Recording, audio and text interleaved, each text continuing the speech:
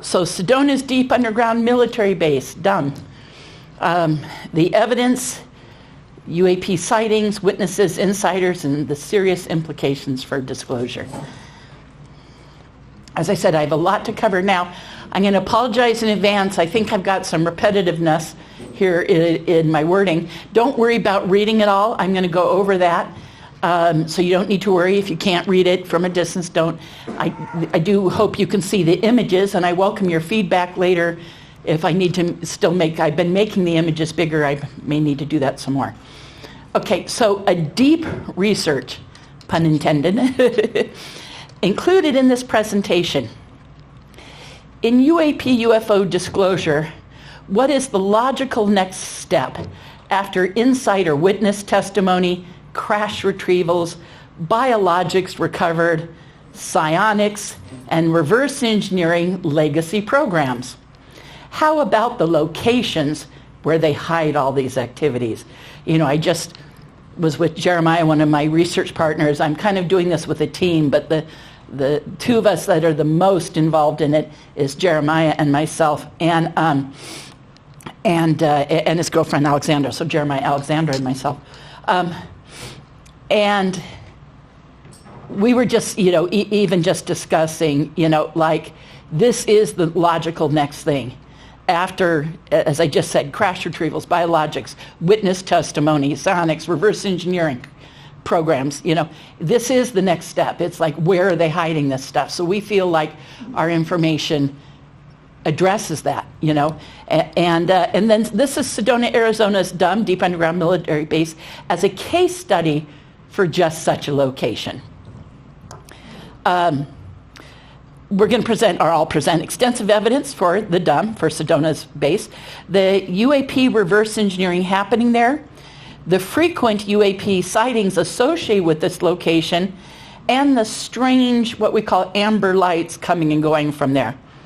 Of course, underground tunnels, various activities witnessed there through the years, the witness accounts of researchers, so researchers are witnessing stuff, the public, local ranchers, and insider base employees that have come forward. Serious interest by, we now have serious interest by leading media, science, and government individuals in our research. No doubt it's becoming very serious. Thank you. Thank you. Appreciate that. And the staggering implications for UAP disclosure of an apparent secret space program being managed by covert military and corporate entities. Again, more on a deep research. I said time, it's supposed to say second time I'm presenting, so apparently I have to fix that one. So the second time I'm presenting, but this time, half of this I've not presented, so half of this lecture will be completely new. Okay, and it's exciting to be sharing the new research. We kind of felt like a little bit like we might be doing it prematurely. That discussion came up amongst the researchers, but there's reasons why.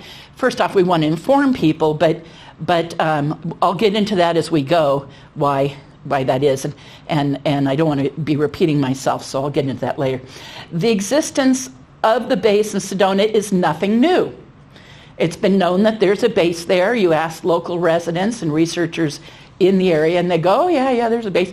But no one knows a lot about it. Even veteran researcher Tom Dongo, who's been researching it for years, like 40 years now, ends up not saying a lot about it because he was most known for his research on Bradshaw Ranch and not so much for the base. And so it's like, even though people know about it, and we're learning as we do this research, it's much bigger and more involved than any of us.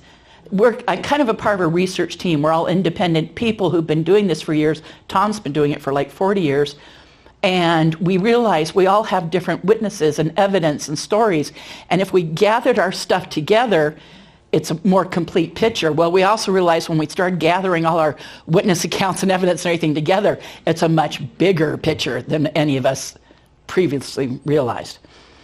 So the existence of the base, like I said, it's nothing new except for, that's what it says, except for the size of it, the complexity, so the new parts, if you will, the size of it, the sheer size, the complexity of the activities, the amount of evidence for the base and those activities, the number of sightings of UAP in the area, the amount of witnesses, so again, this is the new part, the amount of witnesses that have encounters with the guards, the increasing volume of UAP sightings in and around the area, and the profound implications of all this data, along with the very plausible impact on UAP disclosure. All of these are new. Okay, now this slide design, meaning like the borders that you see there, that's the arrow pointing at the artwork on the borders. Of course, it's something in PowerPoint was one of the choices. And it's supposed to mean like circuits, like technology. So I said, oh, cool, reverse engineering, circuit, technology, that's a fit. But then I looked at it one day after I already started to build out the presentation. I went, ooh, underground tunnels. Ooh, And then, or connecting the dots. So both those things, I chose it for the technology, but then I went, it's underground tunnels. Cool. As data was compiled for this presentation, surprisingly, a completely new way to look at it emerged.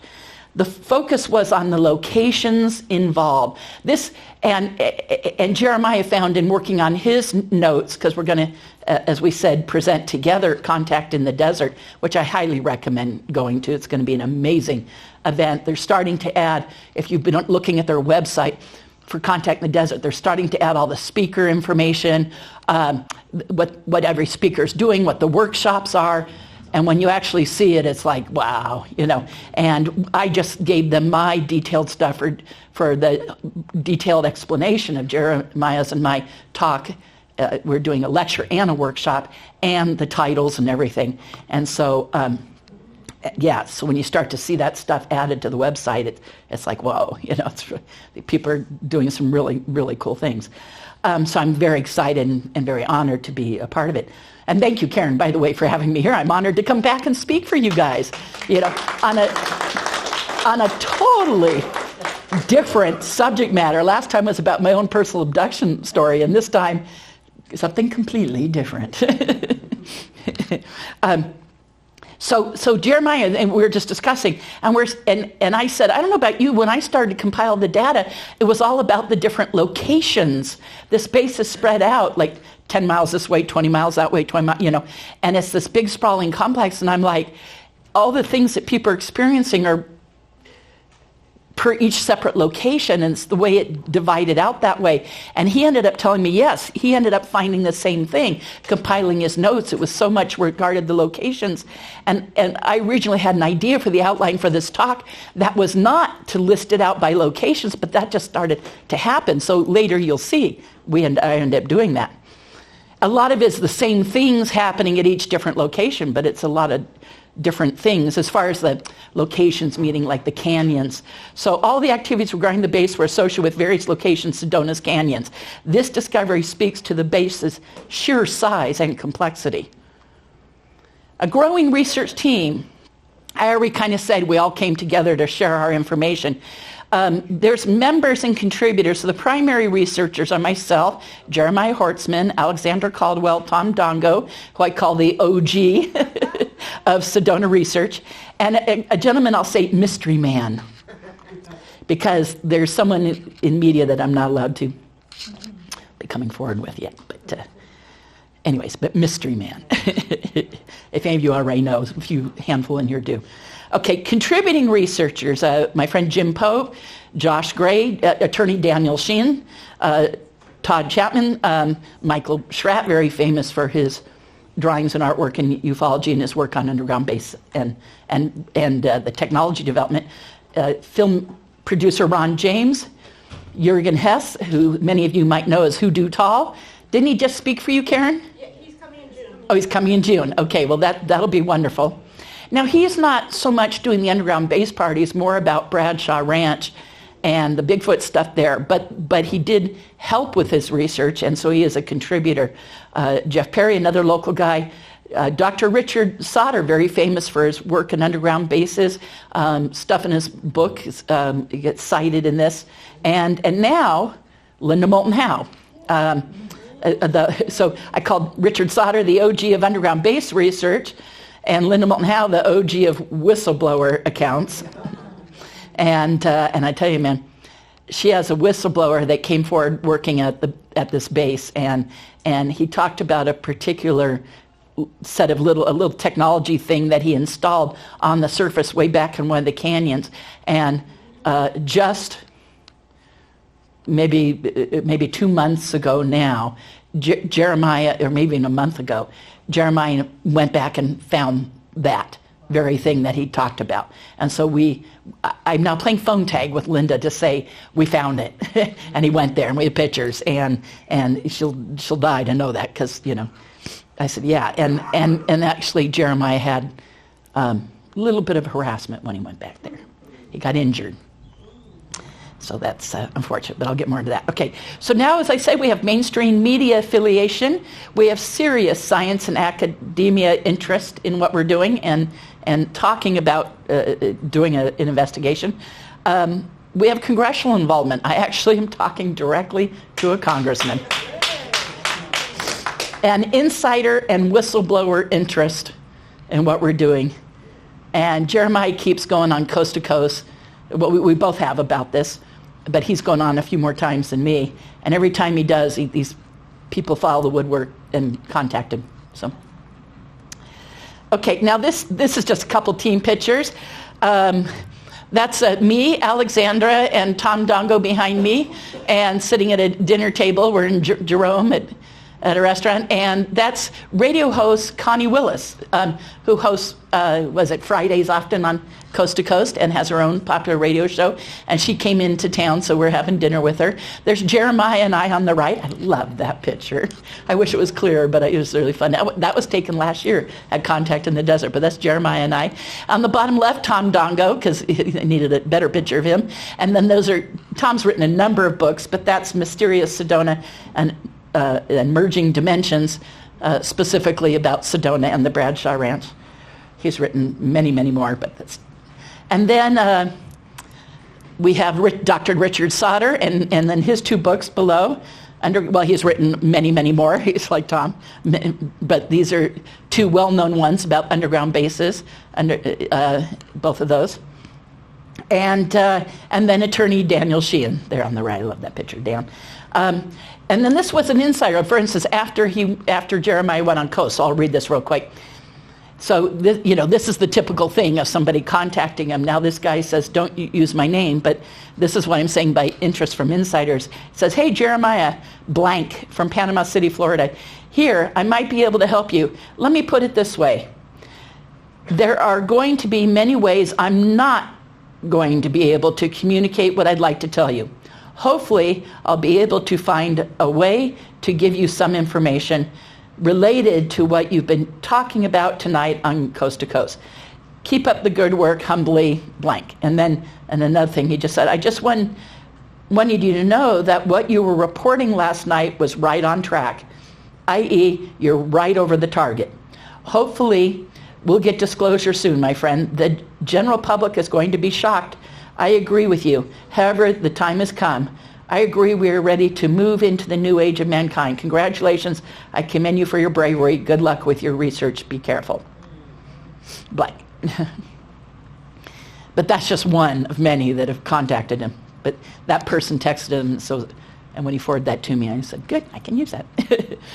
Why a team? To gather all our evidence, I resaid this, expertise together because we all had different data pieces on the puzzle, and as a group we have a more complete picture. And the Sedona base is a case study, like I said, representing other. So why are we focusing on that? Well, we live there and we're able to do the research, right? Okay, obviously. But we see it as a case study representing other such locations, that it's probably not unique, to say the least. Objectives, to assist with disclosure. So why are we coming forward? The implications for disclosure are absolutely staggering. Answers and leads we have answers and leads for governmental folks. Like, we have information that will help them in their disclosure, which is why I actually have a couple Congress people talking about coming to Sedona and checking it out. I mean, they're seriously talking about it.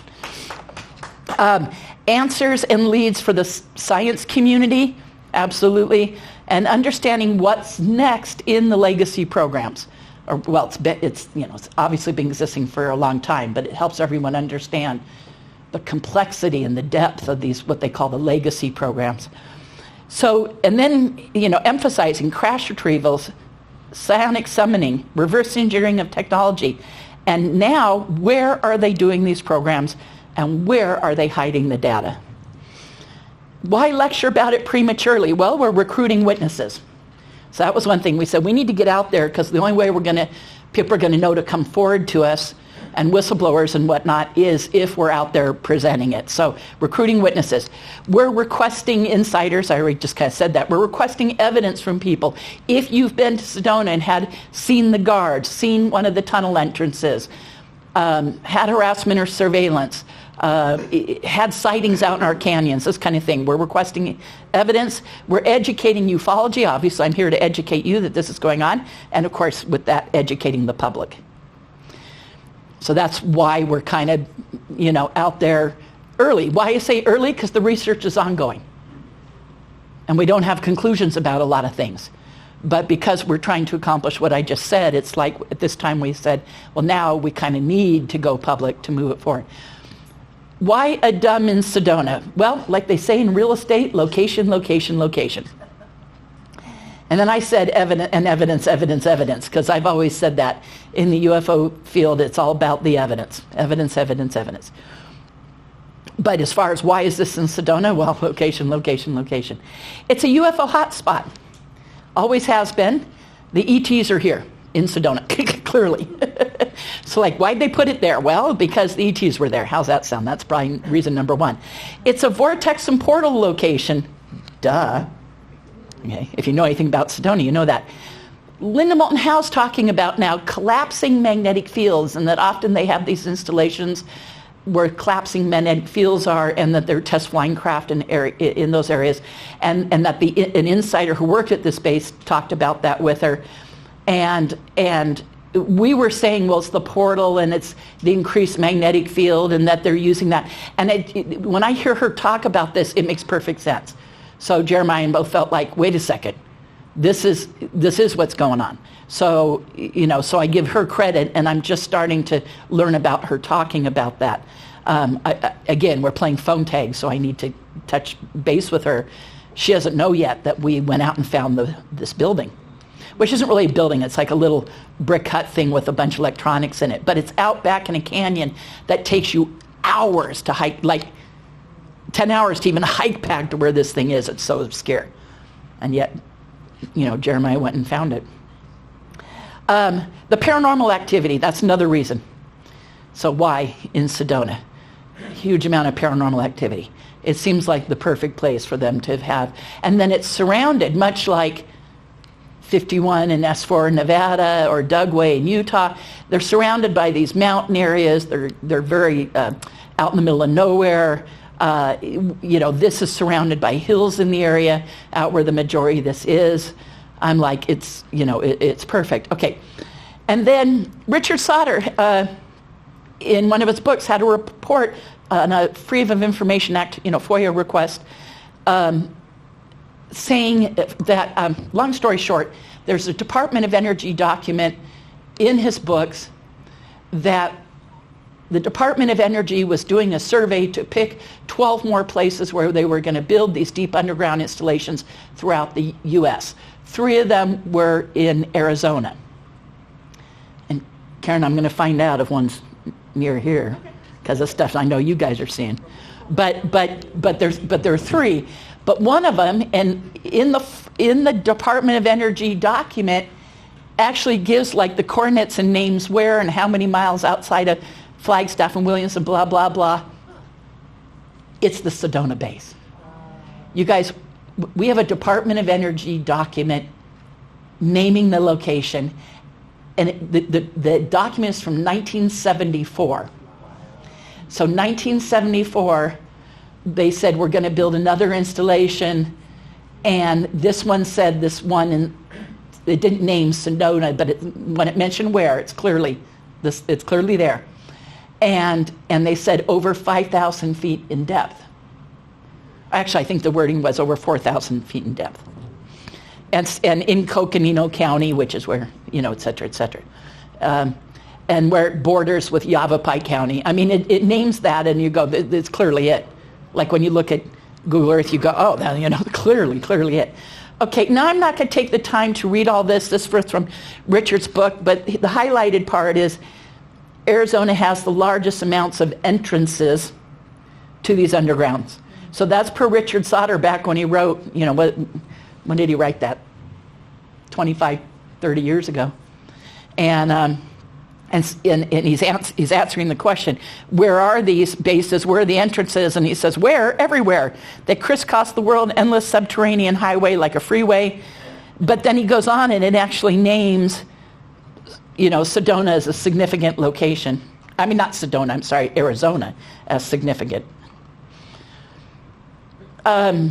What are we meaning humans, military, and they, meaning the ETs, doing out there? Are we or they preparing for something? I'll get more into that. Okay. Well, first off, this has been there for a while. We even wonder if it was prior to 1974 that something was there, and maybe that documents about increasing it, or is that when it was first built? I'm not exactly sure. That's one of the things we're getting, more clarity as we go. But it's been there for a while. This base is known, as crazy as it sounds, won't sound that crazy to you guys, but ETs and covert human personnel are working together there. First off, we have insiders that have come forward that have said it's ETs and humans working together. Abductees, including myself, but I've also now heard from many others in the area that have had their MILAB, covert human experiences, and some of them have been taken to this installation and say it's humans and military together.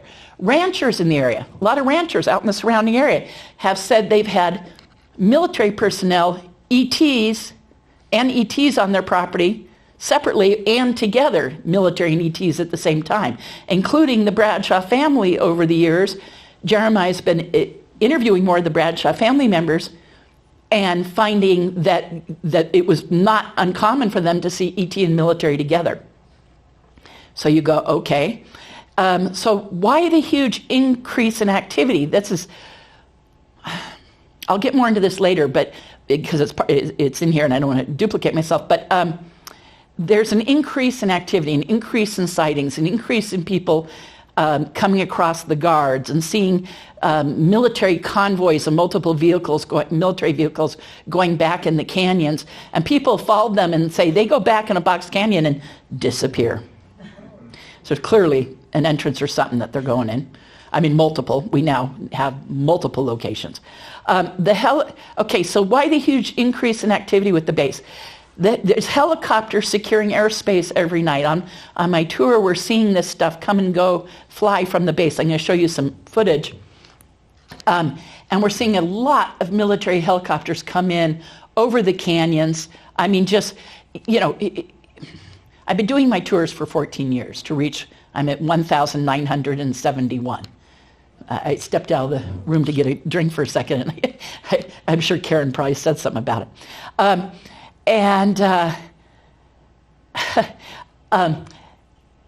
It used to be in the previous to a year and a half ago when everything kind of changed. I'll get more into that in a minute. But it used to be that we would see maybe one or two military helicopters, 1 in 5 tours. Like it was a very rare event to see any military helicopters.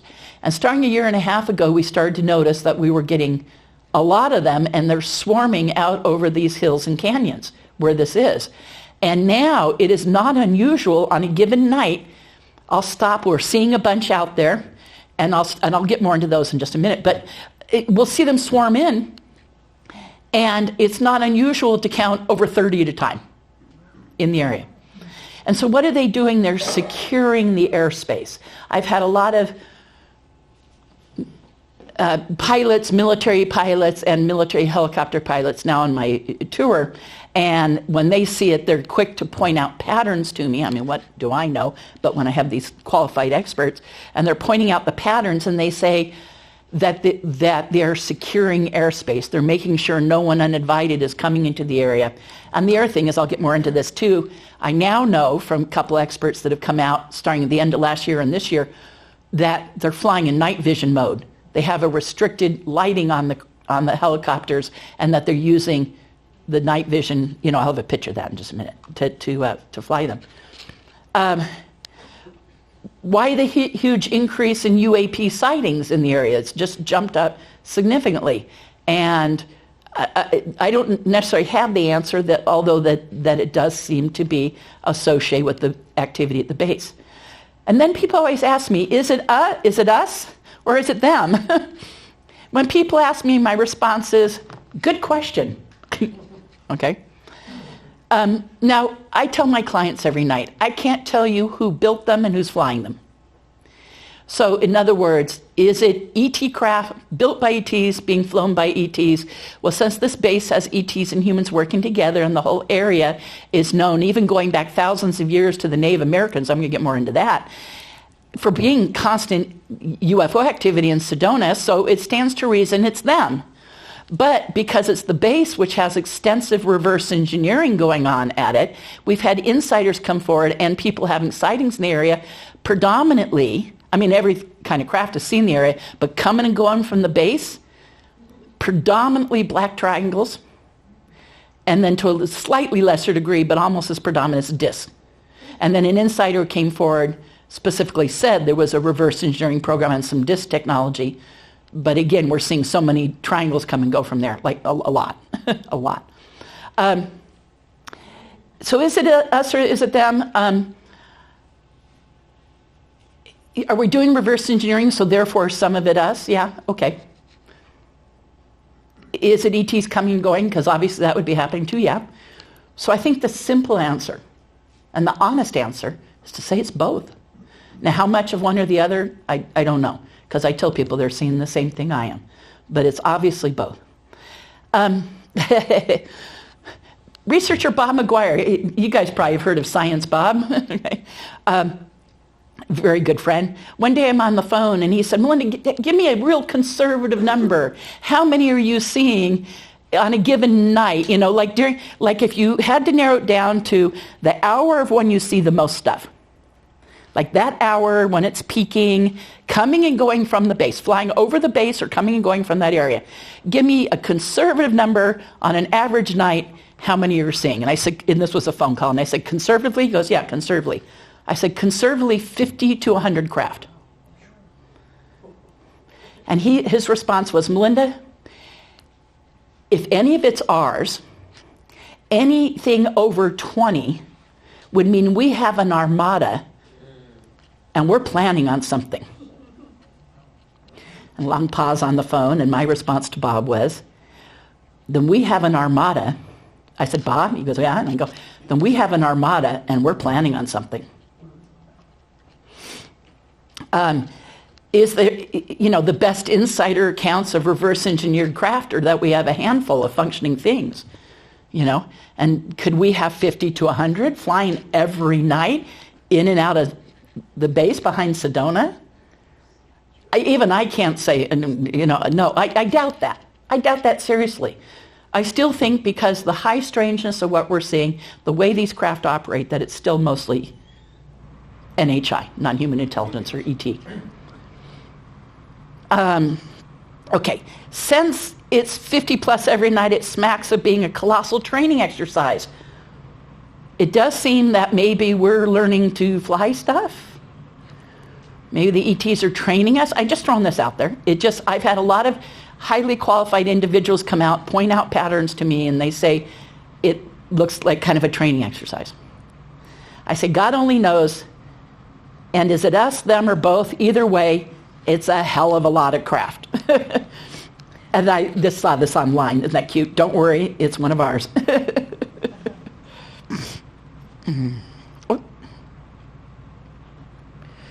Okay, now when people say, well, what's going out there at the base? What's going on out there? I'm going to get more into that, but one of the things is people are seeing ETs and humans working together.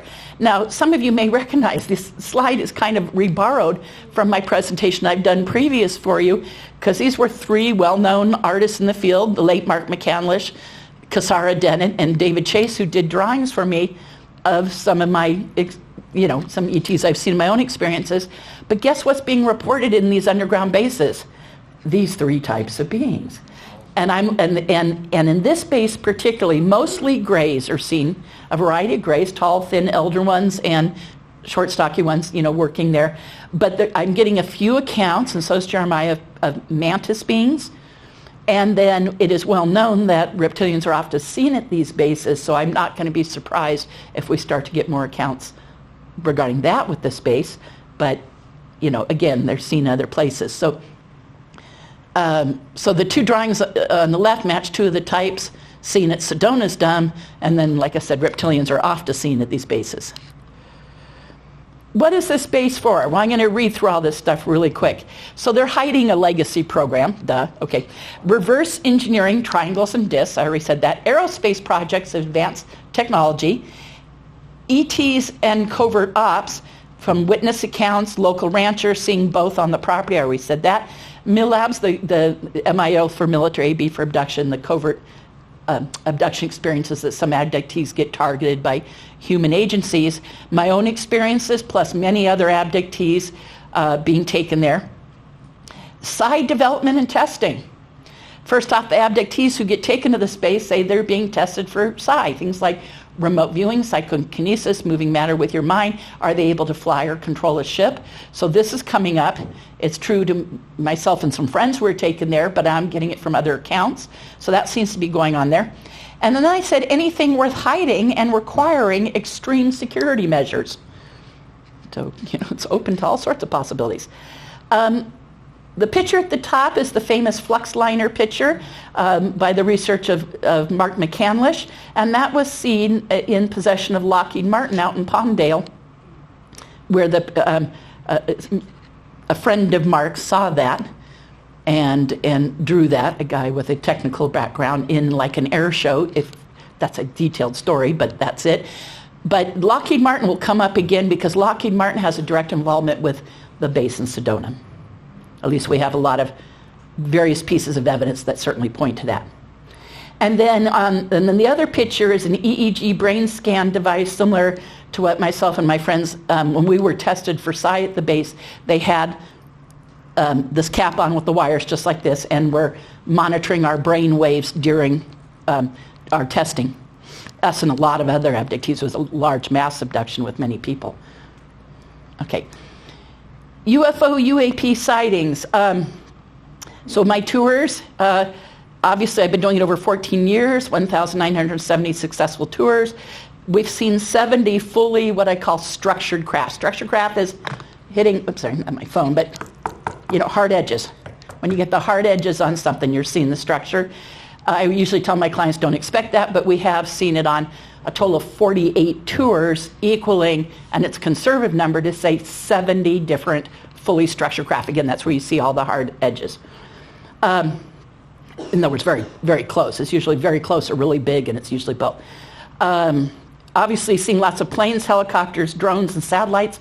I cover all that on my tours, so when you come, you know all about planes, helicopters, drones, and satellites, and how to rule them out versus the real unknowns. You only have an unknown after you've ruled out all the known things. Okay. The news story started September 27, 2023. So a year and a half ago, I had my regular tour. We're having sightings. A few people on that tour, two different families, had followed me online before I, documentaries, TV shows, whatever, and speaking places. And they said, Melinda, we kind of follow you. We've seen you in documentaries. We've seen you on TV stuff and radio interviews, podcasts. And they said, we have questions about your own experiences. I don't often get asked that. I mean, maybe like every other tour, But a lot of times people are like, huh? You've done stuff? Because I just have, tourists in Sedona signing up to go see UFOs for fun. Little do they know. what they're in for. Because then they see this stuff and they go, what? Yeah, exactly. Someone did it with me. Perfect. You're hired. What? Okay. So they do. And and so that night we had the regular stuff. Karen's done it with me a bazillion times, seeing stuff over us, other people here have. And we're seeing the usual stuff. And then in the second hour, it tapers off because it's an angle of sunlight illuminating things. So we have the most sightings in the first hour because things are lit up in the upper atmosphere by sunlight, even though it just got dark. Okay. And then in the second hour, it tapers off as you lose the angle of sunlight. So that would normally, for 13 years, be the case. Once in a blue moon, we'd have more sightings in the second hour, but that was rare. It would usually taper off. And so that night, that happened. We had a lot of sightings in the first hour, the stuff we'd always see, and the second hour, it tapered off. But then they started to ask me about my own personal stuff since they wanted to. I said, wait, ask me later, so I can get through the tour, get everybody getting some sightings before you ask me the personal stuff. So they did, and they started to ask me. So next thing we know, that tour on the 27th of September, a year ago, so a year and a half ago, was supposed to end at 9 o'clock. Well, I'm talking and telling stories and answering their questions till at least 9:30, even 9:40. And one gentleman, and the sightings had pretty much stopped, like no more stuff happening. It tapered off. Again, you lose the angle of sunlight, and we expect that to happen. So it had kind of stopped. And then one gentleman is looking towards the hills. Well, I cover, as I already said, all about planes, helicopters, satellites, everything, and how you know if it's commercial aircraft, private, or military. And the military have a triple strobe pattern. I cover all that in depth on my tours. And so by that time in the evening, my clients were very well versed in the different strobe patterns of the lights on the planes and the helicopters.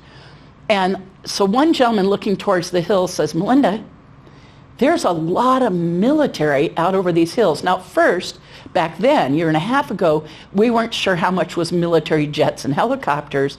Now, after a year and a half later of this happening every night, I can tell you, and having a lot of experts out, it's clearly helicopters. But, so he's like, is this normal to see all these helicopters over the hills? And I said, and I turn on my goggles, I look, and I go, oh, hell no. They said, my clients, and they're all looking now, and they're like, is this normal? 9:40 at night, all these helicopters. I go, no, never ever seen this ever. And then all of a sudden, we started to have more sightings. Stuff was appearing in the sky, UFOs, and there was, coming down. And then it was going behind the hills, and then we had stuff coming up behind the hills.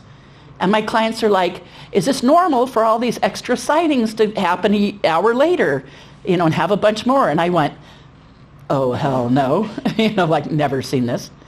And then as it started to come and go from behind the hills, my clients, I had 10 people out with me that night, and they were like, is this normal that you would start to see stuff come and go behind the hills? I go, have never, ever seen that in 13 years, ever. And I was like, what? And they were like, well, what is this? I go, I don't know. And they go, what's behind those hills? I said, absolutely nothing. There's a couple of obscure hiking trails that are very advanced. If you look up online and you look up Sedona's trails, these are graded as, really advanced. And there's like 2 in the secret mountain wilderness area, and there's one that goes up on Kasner, and there's one that goes up on what's called Black Mountain. But in this side of the hills, you have like Long Canyon, Boynton Canyon, for those who know Sedona area, and where the Enchantment Resort is. And you have Fay Canyon and Sycamore Canyon, but those are more this side. They don't really go on the other side. Once you get up on those hills, there's a couple, like I said, extremely secure hiking trails. And then on the other side of those hills, there's nothing. At one end, you have the entrance to Sycamore Canyon, and Secret Canyon. And Secret Canyon Trail goes back for a couple miles, but eventually ends, and then there's a lot of very rugged, like boulder-filled, and boulder and tree-filled terrain up until you get against what's called Secret Mountain. And then on the other side, you get to it through Clarkdale, and you can go to Sycamore Canyon and Sycamore Canyon Trail, and that goes back for like 3 miles and ends. But the rest of Sycamore Canyon has no trails. It goes way back for like another, easily 5 miles beyond that. And same with the back of Secret Canyon. And what kind of divides those is loosely the Secret Mountain area kind of dividing them. And Secret Mountain's right behind Bear Mountain, for those familiar. Anyway, so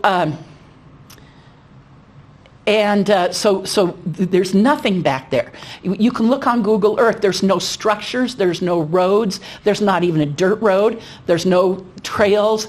There's a obscure trail to a camp area you get to through Flagstaff and get out, and it takes about 2 hours outside of Flagstaff to get there.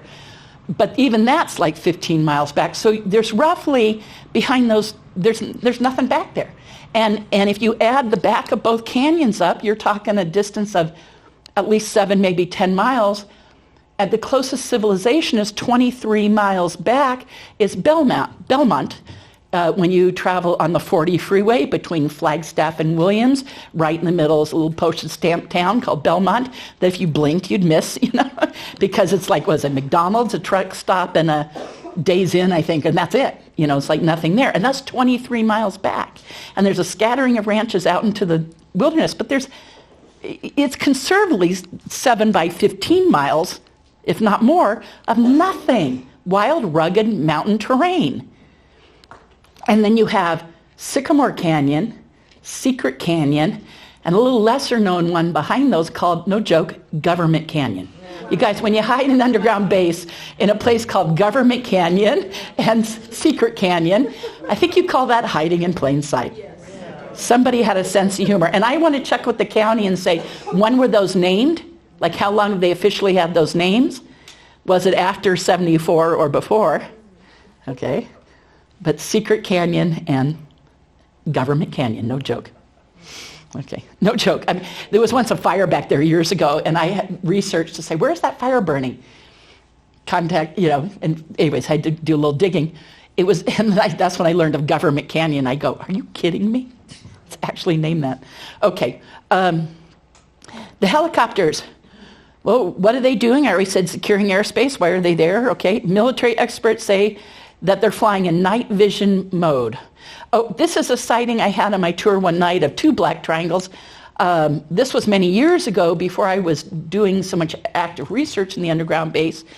And I realized the direction these had come was from that direction. Now, like at the time that they were coming from that direction over us, from a distance, didn't necessarily mean anything that unique to me back then. Now I realize, oh my God, we've seen stuff come out of that area on my tour repeatedly, besides what we now know and what we're getting accounts of, So it's like, oh, wait, we already have this happening. But that was 2 black triangles. Excuse me, sorry. 2 black triangles coming towards us. There's 7 of us on that hill. We're actually over by Cathedral Rock. For those, we're kind of between Airport Mesa and Cathedral Rock on a little hill. But they were coming from Airport Mesa. In fact, a little bit left of that, again, out over, from what would be that area. And 2 black triangles came over us. They're completely black, little red light in each corner. And then here they are. We're standing on the hill. They stopped over us. They tilted. We figured they were, long story short, one gentleman was a retired airline. Anyways, long story short, about 300 feet in diameter. And they tilted. And then the bottom right-hand corner is F-16. I think I said F-18 there, but it was probably an F-16 coming in from the south, which would be Phoenix and Luke Air Force Base in the distance, coming in from that direction was a military jet, and he came in really fast and came up right behind these guys, and they took off in the direction of Munns Mountain, and he followed them right over it. So that was a really, really significant sighting. Now, going back to the helicopters, now, we're seeing them a lot at night. Now, you can't really photograph helicopters at night, you guys. You can end up with black, Okay, but these are daytime. Now, first off, the picture in the middle, there's 4 helicopters. This was taken by someone in Sedona who saw all these Apaches go over, and there's 2 above, and then if you can see it towards the bottom of the picture, there's 2 more. But then there's this other little object there. I tried to blow it up really good. Not a helicopter. Kind of looks like a disc.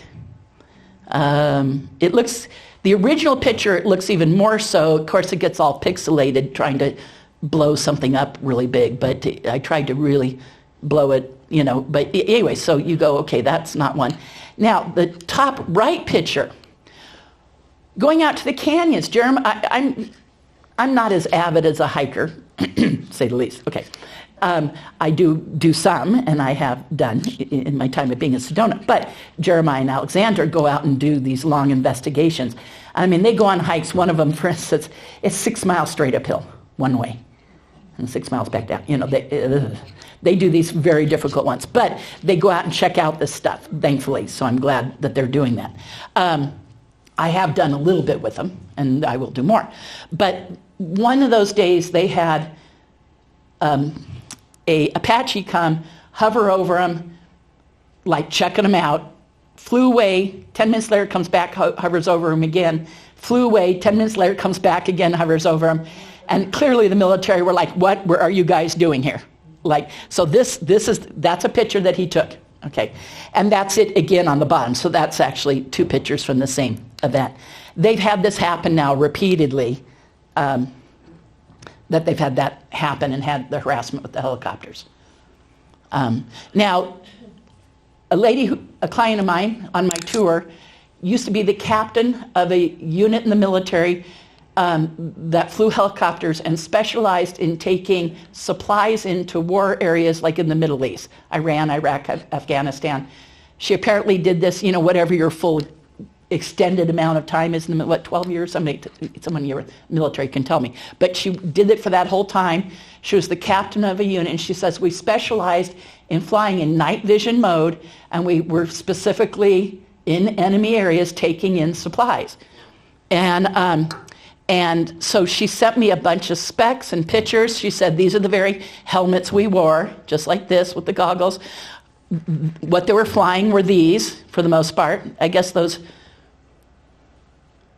I guess they're Blackhawks, yeah.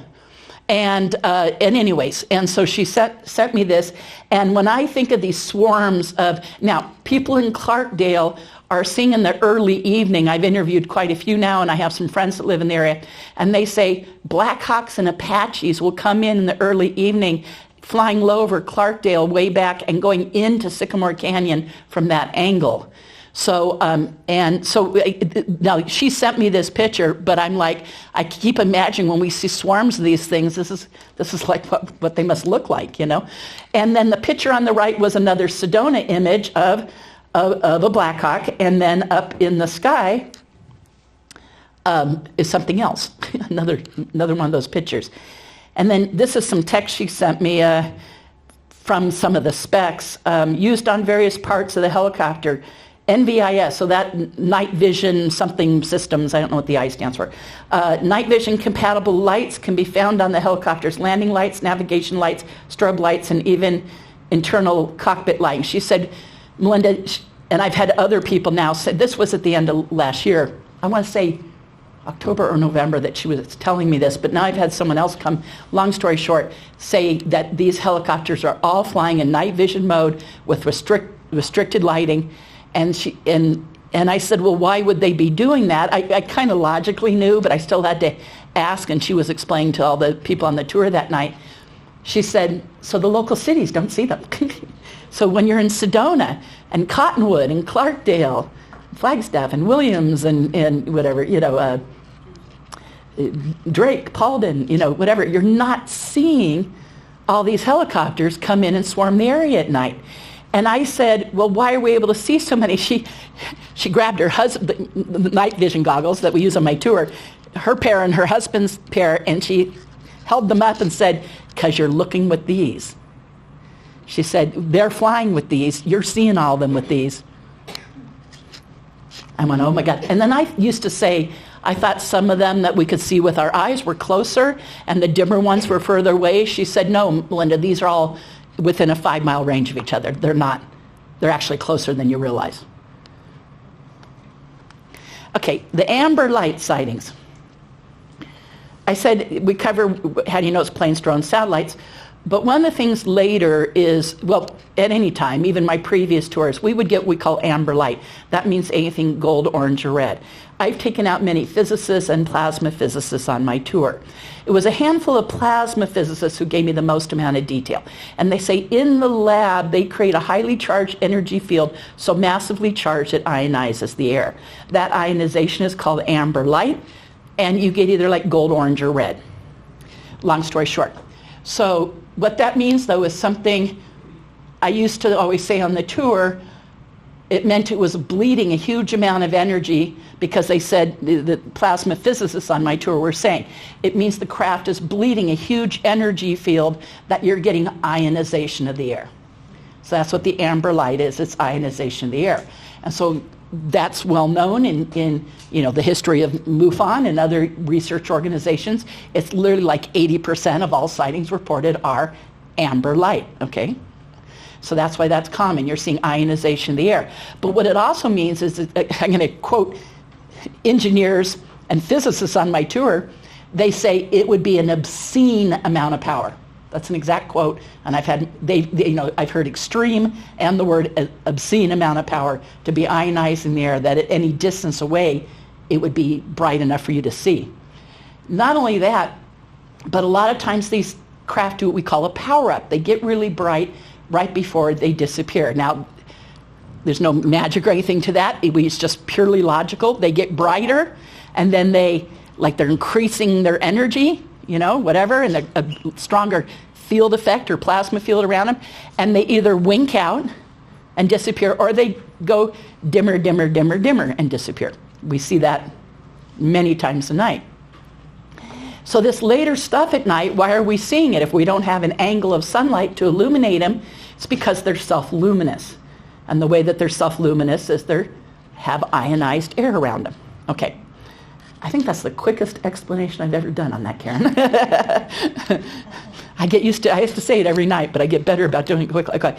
So we see structured craft events on my tour, 70.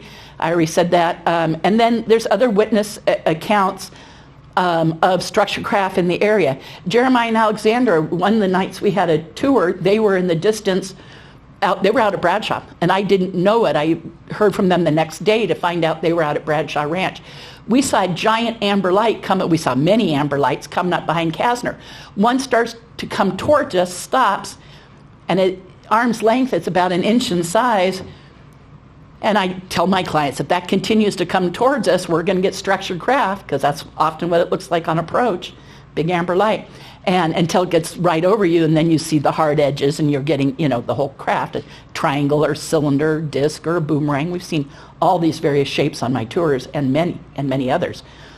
But so we had this happen. It stopped, and I told my clients, if we were out at Bradshaw Ranch, we'd be looking up at structured craft right now, which is from where I stand on the tour at Cultural Park. Bradshaw's about 6 miles straight out. I said, if we were out there, we'd be looking up at structure. Well, the next day, I hear from, long story short, Jeremiah and Alexander, and they said, did you see the giant amber lights come up behind Kasner? I go, yeah. They said, did one of them, was it really big, kind of coming towards you? I said, yeah. I told my clients, if we were out at Bradshaw, we'd be right under that. And they snicker, and I go, what? And they go, we were there. And I go, what do you mean you were there? They go, we were out at Bradshaw. And I go, oh my God, what'd you see? They said this big light coming up behind Kasner as it came towards them was a big black triangle with the amber glow. And now to our naked eye from 6 miles away, it dimmed just a little and then disappeared, winked out. They said, being right under it, they said first off it was about 300 feet in diameter, and they figured they were only like 400 feet below it, like it was literally right over them. And they said it sat there for a few seconds, then it dimmed a little and shot straight up like a bullet. Now the 70 structured craft we've seen on my tour, the majority of them have shot straight up like a bullet. A few wink out, just they're there, wink, gone. But some of them shoot straight up. And every night my clients go, where are these going? Where are these going? And I said, well, they're disappearing, so you're seeing the same thing I am. You're left with what? Interdimensional, bending light around them, or taking off so fast we're not seeing them. And we've had so many structured craft that we've been right under, shoot straight up like a bullet. I tell my clients, we're just seeing stuff so far away that it could be shooting up and we're not seeing it, like that night. And then just, I think it was the beginning of February, Jeremiah and Alexander were hiking back in Secret Canyon to check out stuff for the research, and it started to get late. And they said, oh, we don't have flashlight or whatever. We got like 2 hours to get back to the car, and we don't want to do that in the dark, because even that trail would be very, very dangerous in the dark. And so they start coming back from Secret Canyon, and they said, they stopped for a minute to drink or whatever, just to take a moment. And all of a sudden, coming out of the back of the canyon, a big black triangle, and this was daytime still. So it was like just before dusk, big black triangle comes up out of the canyon, curves, because the trail there kind of curves behind the canyon like this, and then, anyways, long story short, so it curves and goes right over. And they had a big black triangle come out of the back of the canyon and go right over. We have another witness that was with a group of people hiking back in the canyon. They went to like the end of the trail, but beyond the trail, further back, all of a sudden they saw coming over them was a Harrier-style jet, which means a jet that can take a vertical landing and take off. This, like a Harrier, came in, even flying, because that's a narrow canyon, kind of flying on its side almost, goes back. A big platform comes up in the back of the canyon. This craft lands on it and goes down. I'm getting ahead of myself because that was planned to be said later, but I can just skip through it when I get to it. Okay. On a recent tour, just literally a month ago, out at my usual spot, we hear a big military helicopter coming, and we don't see it yet, so we're like, okay, that's low. And I said, it's going to clear the hills or the bushes or the trees over here any minute. And sure enough, we see it come up, because we heard it really loud, and all of a sudden we hear it come up out of the back end of Secret Canyon, right over those hills. From the direction we're looking, we were like looking right where you would say just to the right of Enchantment area, Boynton Canyon. But comes right over the edge. This giant thing starts coming towards us. It's a Chinook, which has the double rotors, on each end, great big transport helicopter. And it was coming straight towards us, but in front of it was a big dark object, long story short. As it comes towards us, now it was cold, it was about a month ago, it was very, very cold that night. I handed my goggles to a client, and I'm fiddling with my jacket and, pulling my pants up, my top down, and they're looking at the goggles, and they go, oh my God, Melinda, look. And I said, well, it's just dark, I can't make it out. And they go, look with the goggles. And the lady I hand them to goes, here, practically hits me. And I put them up, because they're all going, oh my God. I look, this big dark thing in front was all lit up in the goggles. So there was something about it that was only visible in the infrared. And they're not heat intensifying, you guys know, the military's just the NVGs are just light intensifying. And it was a great big disc. You guys, the Chinook at arm's length going over us was like 4 inches long. Imagine it right there. That's really low. Like maybe 1,000 feet above us. And in front of it was this thing bigger than the Chinook. Lit up was a big disc. A disc. Right in front of it. And then all of a sudden the disc jets out in front, like all of a sudden gains speed significantly, getting out ahead of the Chinook. Starts to go up in altitude like an arc, like this, starts going up, continues to increase speed until the last second it was like a streaking out like a bullet, like gone, leaving the Chinook. We were making jokes. If we were saying, you're going to need something better than that if you're following or chasing this thing, because you ain't going to catch up with that. Anyways, we were making jokes. But then later we talked about on the tour, and pretty much everyone agreed, he wasn't chasing or following me, he was giving it cover, escorting it out until the thing took off for space and was gone. And then the Chinook continued to fly south. Well, from there, what's due south? Phoenix in the distance, or Luke Air Force Base. By the way, we've done extensive research. There were places years ago, but for like the last 15 years or less, the only base anywhere near Sedona at all with any military aircraft, jets and or helicopters is Luke. There's other ones a little further away, but that is the closest one with any stuff stationed. But having had said that, a few people hiking on those very difficult advanced trails up on the hills, we've had a couple of reports, and so is Tom Dongo, of people saying there's one dark crevice back in Sycamore Canyon between two hills, and it's angled so much that it's kind of like almost always in the shade, and people see helicopters, military helicopters coming out of that area. So that could be an entrance for the base that they specifically have the helicopters at this base. Because we're getting like 30 at a time. I mean, literally, like it's not unusual to count like 35 helicopters at a time on our tour. I think my highest count was 38, Okay, Black Triangle chased by F-16. We've seen that a couple times. like I just shared, okay, the Chinook, the changes last year, so I have power-ups. So there we go, I covered everything on there. And the plasma. Okay, now, I didn't use them. I didn't ask him yet if I can use this, but I'm sure it's okay. Jay, you're good. Hoodoo Tall took this picture. He was camping out at Lolomai, I think. So that's right in the Page Springs area. Right, he's from where we stand on my tour, he's like 10 minutes away. Okay.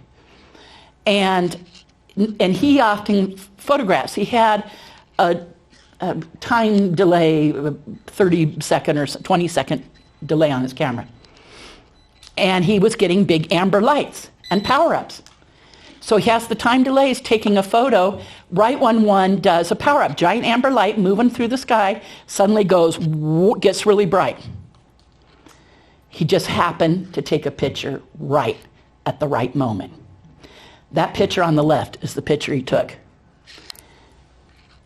Now, everyone who looks at this, hopefully you guys are thinking the same thing. Portal, opening up, the amber light moving in the delay, that's the line, goes into a hole, no clouds in the sky, perfect. I'm still blown away by the photo. I hope you guys are. So the power up, and then he said it powered up really bright and disappeared. So usually we see them dim out, but once in a while one will power up and just wink out.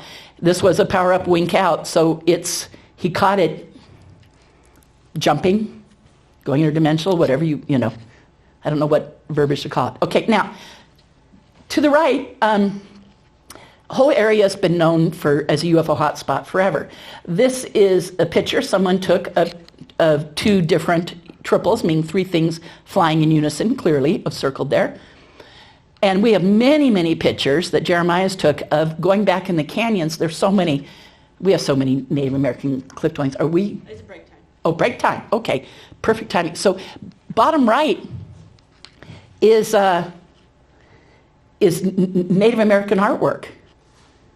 That's well over 1,000 years old, and and there's a lot of pictures of this, and they draw things when he has a Hopi elder friend that goes and tells him everything and what he's looking at, and the stars look like crosses, like shining crosses.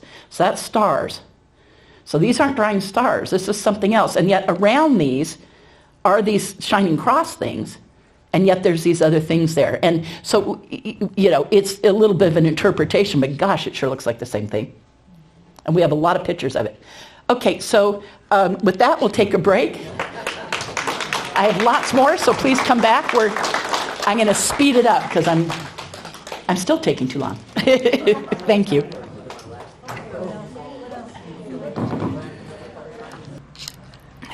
First off, this and two more clips.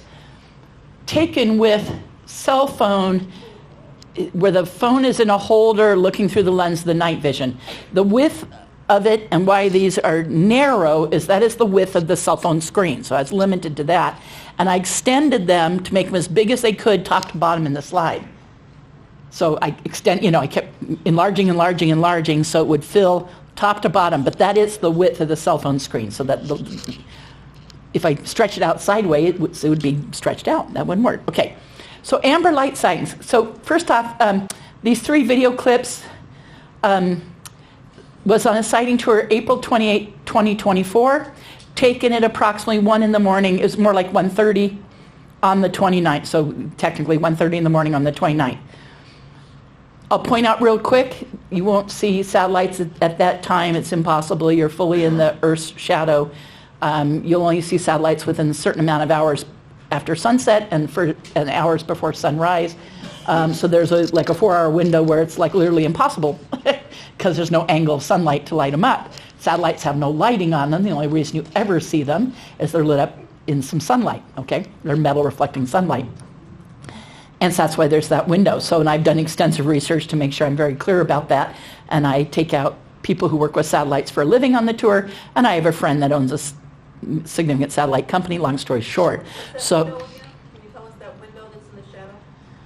What's going to change? It's always like within 2 or 3 hours right after sunset, okay, okay? And 2 or 3 hours right before sunrise. Thank you. There's only one place on the planet where you might ever see satellites in the middle of the night, and you have to be right at the equator. Well, I did the research. Sedona's 2,500 miles from the equator. So nowhere near it. Okay, so northern Arizona is not someplace. So once you get past 8:30 or 9, and then anything before, say, 3 a.m., okay, in that window, nope, okay. So certainly not, and that was my point, not at 1:30 in the morning. So no sunlight to light up satellites. Okay. We're looking towards Secret Mountain Wilderness. The objects are large amber and red lights to the naked eye. Color is not visible in the night vision mode because it can only see in green. Okay. So it's like black and white film except for it's green. Okay. So you can't see, sliding all over here.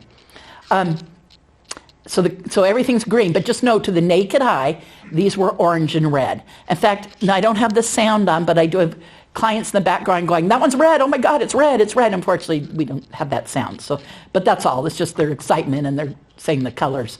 But just, you can put those voices in your head when you're watching it. Oh my God, it's red. Okay. Craft are going down from the underground base area, and a tunnel located in the back of Sycamore Canyon is what we believe. These are coming up from that area. Sycamore or Secret, because they're kind of butt up against each other. All the stationary lights are stars. So anything not moving is a star. You'll see a triangle formation of amber objects comes up with each object getting brighter one by one. So you're going to see a triangle, meaning 3 separate things. Unfortunately, we're not close enough to see a structured craft. Now, the understanding is these are structured, and they may be discs or triangles, but we're not close enough to see that, okay? So you're just getting a big plasma field, a big light, okay?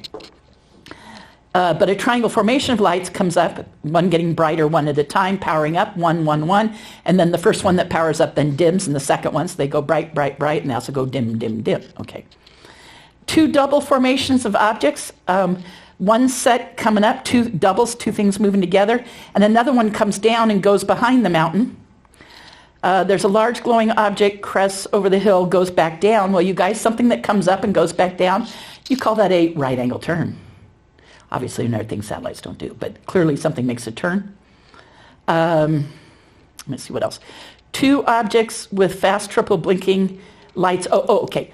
You'll see 2 different things, and on the other videos, you'll see 1 or 2 as well that have a triple blink pattern. Blink, blink, blink, blink, blink, blink. Blink, blink, blink. Those are military helicopters. There were actually many more in the area, but again, we have a limited field of view, so you're only seeing what's right there. But over to the side were many, many more. It's just, just what the camera caught with its limited field of view. There are no other conventional aircraft present other than the military helicopters, and there's significant activity happening out over the canyons. Okay, so we're going to go with. This should click. Okay. So you guys can see that plane. You'll see 3 things in a triangle formation. Oh, we do have the sound. I didn't expect that. If you're near this, you can hear it. That was Jim filming. So you see the triple moving along. Can you guys see those? See, there's 3 things moving together there down by the bottom. And then up above them, you go up above, and there's 2 moving together. Oh, yeah, I got it. That's Jim. I was like, do you got it? And now here comes another one up. So there's 2 down low. There's the double formation is up, center of the picture up higher. And now here's another guy coming up over the hill. Now you guys, when I say hill, these are mountains, and Sycamore Canyon's much lower. So this is going up thousands of feet before it clears the hill. Pan back, Jim. There we go. There's 2 things moving. And that triple blink, that's a military helicopter right there. See those 2 lights right above the hill moving? He's moving the camera around, but that's the military helicopter. And then eventually he pans away. So I'll go to the next one. Okay. So more examples of the amber lights. All triple blinking lights are military helicopters. All stationary lights are stars. And again, filmed at 1:30 in the morning. Okay, so here's the one on the left. That's a big amber object. There's 2 there, you can see. And actually, it's another triangle formation. There's two right next to each other and one behind them. So it's another triangle formation. Now the one in back is powering up. Now here comes another guy up behind the hill. So we're seeing this every single night.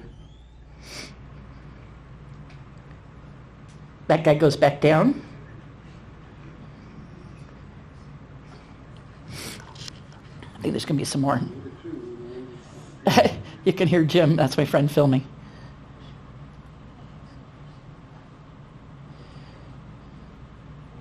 There's another one. Oh, two more. There we go.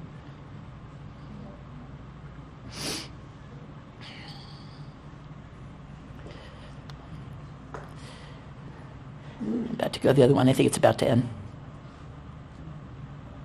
Okay, yep. Okay, now here's the next one. Oh. Okay. So the one on the right is now playing. Again, guy comes up from the hill. A client laughing. The one on the left is still playing, but you can look at the one on the right now. There's two things moving along. Again, a helicopter there. Now this is interesting. Here's some guys coming down, powering up, coming down, and other ones going up. The one on the right. See? There's two powering up, going to the right, and there's a guy coming down. Now we film more coming up, but occasionally we get lucky and we film something coming in. The last night I had a tour, night before last, we kept having things come down, and we hadn't seen that in a long time. So, and there's a guy in front of him that dimmed. So you see there's two coming down, right as some more are coming up. So a guy came up, cleared the hill, but you can see the one in front dimmed. He's still visible. He's just about to go behind the hill, except for Jim pounds away for a second. But there it goes behind the hill, and then the guy following him. So that one had two coming up and two coming down at the same time. And then occasionally you see over the right's the helicopter. Anyway, so that you get the idea. Now, the evidence. Two TV crews. Long story short, one was for the Beyond Skinwalker TV show. Follow-up to the Skinwalker show, they go out and do other locations. Hopefully some of you have seen it. But Beyond Skinwalker did ground-penetrating radar, came up with this huge for the whole distance that they scanned. In other words, they knew that it went further, that was as much as they scanned, was a 50-foot wide tunnel going right under the Bradshaw Ranch area. Well, you guys, 50 feet wide is big enough for two semis to pass each other. Now, there's another show that has not aired yet, but it's now being turned into a documentary. It's a very long, complicated story that Karen heard last night when she was really trying to leave. But anyways, but she now knows. But long story short, they also did ground penetrating radar in another area, came up with another 50-foot wide tunnel, and in another area, an 80-foot wide section of tunnel.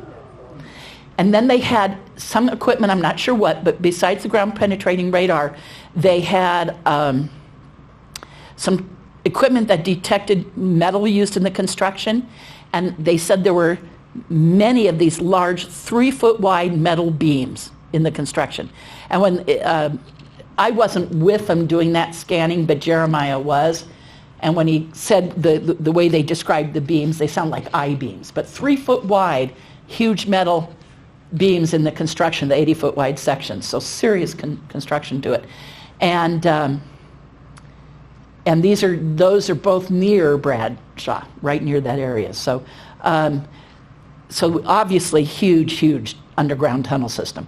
We have now, I'll get more into that, about the evidence and locations for the tunnels, because I now really need to stick to the slides or I'm going to get off track here. But that one, we believe, goes under Bradshaw. Now this is a Google Earth view of the tunnel and going out to the Sycamore and Secret Canyon areas, and then also to the cement processing plant in Clarkdale. We have a lot of evidence that that's one of the openings, which is if you've been to Jerome, it's right below Jerome there. And so that is one of the openings. I'll get more into that. But anyway, so going there. Again, this is another picture, so that was the first image. The second image here is a photo shows the tunnel location passing immediately under Bradshaw Ranch. So that's an aerial view of Bradshaw Ranch, and it goes right through the field. If you've been out to Bradshaw, it's right there. And then the third photo showing the other end, and I extended this because I did, the History Channel showed the line and took it right there to the field. Well, that's why I added the dotted line showing going on. If you continue, then it goes out to the Sycamore and Secret Canyons because it goes straight through them. Probably because it does. Okay, and the other tunnels as well. And then the lower one is the other end of that same one. If you continue the line, it goes right, I mean literally the line that they showed with the ground penetrating radar, bring it up on Google Earth, overlay it, just continue it on. It goes right to a building at the back of the cement processing plant. Years and years ago, Tom Dongo interviewed a couple of different security guards working out there, and they said big semi-trucks come in the middle of the night, go back to that building and disappear. Now, I think those security people know that they go in and there's a false floor, and whether it slants down like that or has a big lift elevator going down, but regardless, the trucks go in there and disappear. And as well, some military convoys and stuff as well go into that area. But there you go. The evidence, documentation, Department of Energy document from Richard Sauter, I already discussed that. When you have a Department of Energy document saying, we're going to build a tunnel right here over a base, a big base underground going over 5,000 feet in depth, you call that a smoking gun. Now, I don't have a picture of the document because I said, Jeremiah, please send me the picture. More than a few times. Anyways, so the truth is I have the book, and so I just need the page number. It's like, Jeremiah, just tell me the page number and I'll go in and photograph it myself. So there we go. Lockheed document. Okay, now this gets very complicated, but the management of the Clarkdale cement plant, there's one company owns it, another owns the land, long story short. But the operational company is Martin Marietta Materials. Hopefully that sounds familiar. Lockheed Martin became Lockheed Martin because Lockheed Aerospace bought Martin Marietta Materials from Glenn Martin in the 90s, and that's how you have Lockheed Martin, okay? And I was wondering, gee, I wonder how much of Martin Marietta Materials they still own, how much they're still involved. And I found a document from the late 90s saying 80%. In fact, it was a whole article written in the Washington Post, that top left-hand white square with the green kind of around it, does Lockheed Martin own Martin Marietta Materials? Again, after doing extensive research in the Washington Post, they owned 80%. Or 81% at the time, in the late 90s, of Martin Marietta Materials was still owned by Lockheed Martin. Okay. The news network doing an investigation, long story short, I said, I can only prove that because I have this giant long Washington Post article about the finances involved with Lockheed Martin and Martin Marietta and how much they still own it. And I said, but I don't know since the late 90s how much they still own. So they did research, and they told me they found a 2024 document. You know, they said, we found a financial record saying 2024 they still owned 80%. So the management, now we know the Drake cement processing plant between Drake and Paulden, which is also one of the tunnel entrances. I'll get more into that.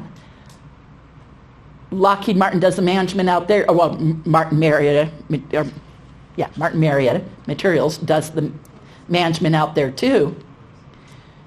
Again, 80% owned by Lockheed Martin. Two places that are tunnel entrances, and we've had recent accounts of many convoys of military vehicles going into the Drake-Paulden cement plant area and disappearing. Like 5, 6, 7 military vehicles in a row go back in there and disappear, et cetera, et cetera. The photos, of course, so what's the evidence? Documentation, as I just said. the DOE dock, the Lockheed dock, those are, now we can say they own 80%. Does that mean Lockheed Martin is managing those tunnel entrances? If they own 80% of the company, I guess that's yes. Am I reaching? Does anyone think I'm reaching? Okay. I think it's a safe bet. Okay, now a friend of mine did these funny things with the name Lockheed Martin and their logo at the top there. I don't know if you can read all those, but he was trying to come up with different names, like he was going to create T-shirts. And I think we ended up being, it says locked in money. So locked in money. But then one of those locked out liars, locked in money, liability masked, legendary mistrust, legendary fraud. And then there's a famous quote by Eisenhower there, beware the military-industrial complex. I could read it, but you guys know it. You could read the whole thing there. And then during the last hearing, Congressman Eric Burleson, long story short, it is much more complicated, but he asked Lou Elizondo in the congressional hearing about the fact that OSAP existed. They were supposed to get this piece of crash retrieved debris from Lockheed Martin, and that Gold, who was on the panel, oversaw that, but they were being told, don't ask Gold about it. But Burleson, in a moment of brilliance, said, well, we can't ask Gold, but I can ask Lou, because no one said, don't ask Lou. So he asked Elizondo, when you're at OSAP, is this true that a piece of crash debris that was in Lockheed Martin's possession was supposed to go to the OSAP team, in other words, Bigelow, that was Bigelow Aerospace. It was supposed to go to them, and that it was stopped by someone in the CIA involved in the SAP process of money allocation. And so it was stopped by the CIA in that case. And Lou said, yes. Well, I was not involved in the transfer, which is true. He says, I was at OSAP at the time and was briefed and knew the whole thing. Yes, it was blocked. We were supposed to get the piece, and it was blocked by the CIA at the time. And he testified to all that. But then Burleson the next day puts out on X, right here, these are the highlights of what he thought was the highlights from the hearing. And Lou saying, yes, Lockheed Martin had a piece, was supposed to go to us, and it was blocked. Because at that point, you're talking a piece of crash debris, right there. So that's what they're testifying, and so that was a definite highlight. Okay, moving right along. Okay. Locations in play. Now I'm going to go, because I'm running out of time, so I'm going to go through these quick. Sprawling complex tunnel system everywhere. I already mentioned some. There's more. We have so much evidence. Evidence for tunnels. There's a mining company with a fenced-off area outside of Clarkdale where some police, I call it the police hole, some Clarkdale police found a manhole cover that was off.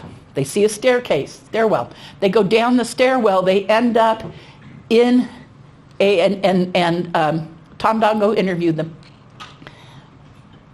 in a tunnel system, and they're in like the hub, and they said tunnels went off in all directions like spokes on a wheel from this hub, and they had street signs and everything, underground roads, under part of Clarkdale. And that area is now owned by a mining company who has huge ground moving equipment and stuff back there. But I took filmmaker Paul Davids and with Ron James, and we went over there, and without my even having to explain anything, Paul Davids takes one, looks at it, and goes, well, this is obviously a cover. Just like that.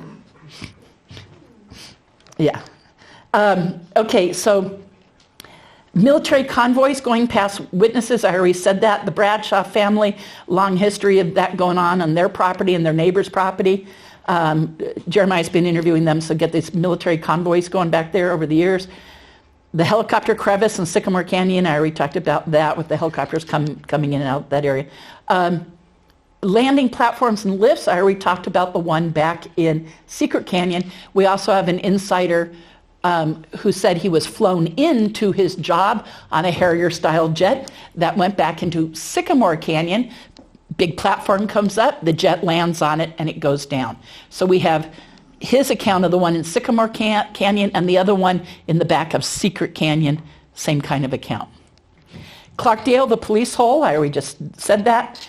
So we're getting to the locations. Clarkdale, people living in a trailer park, seeing the Blackhawks and Apaches go over where they live. I already said that. Okay, locations in play, just how big is this facility? I already talked about Sycamore Canyon, the DOE document saying we're going to build a base there.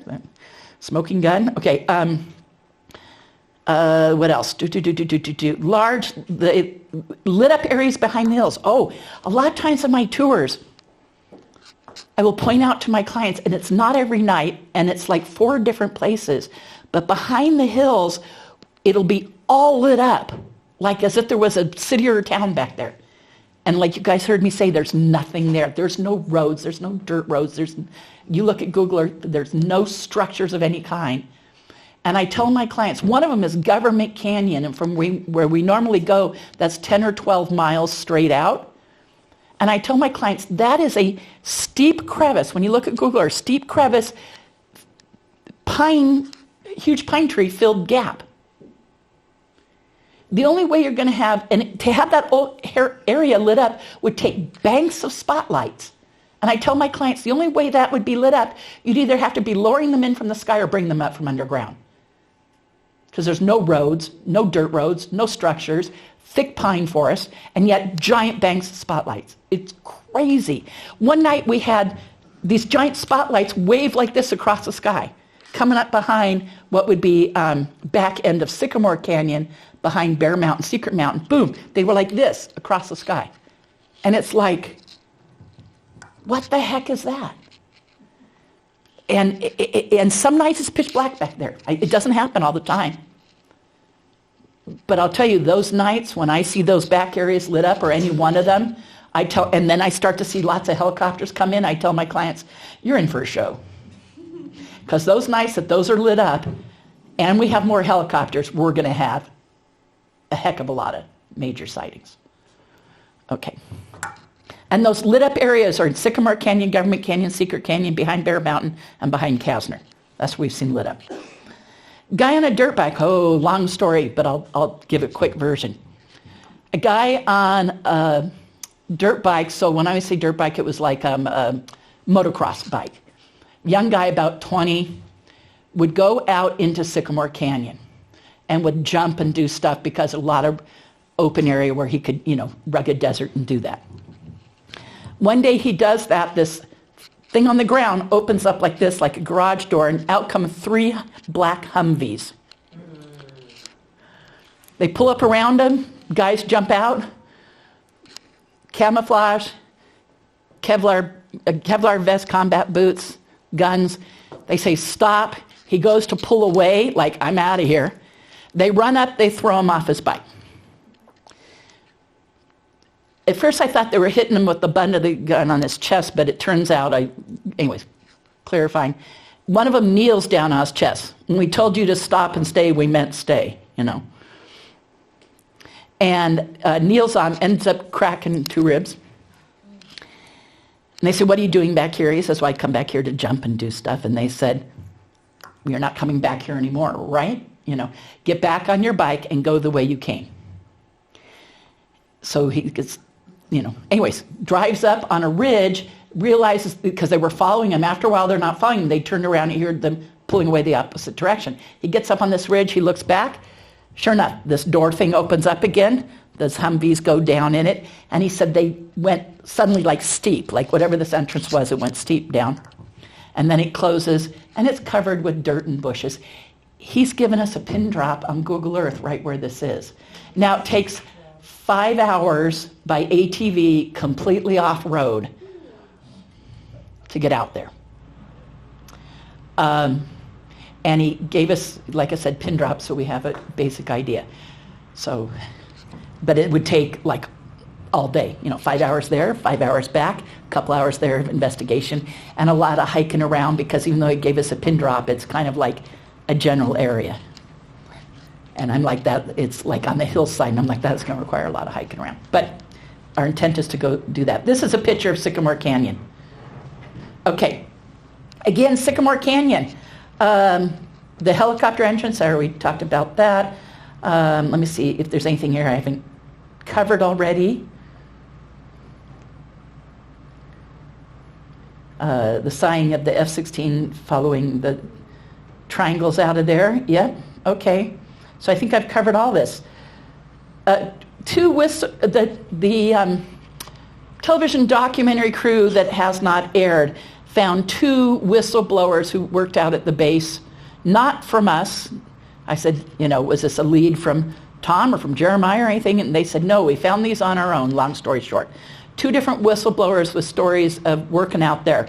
One of them, if I understand correctly, was interviewed on camera, but now is maybe reneged and not willing to go on camera, at least not yet. What a shame, because, two guys who aren't willing right now.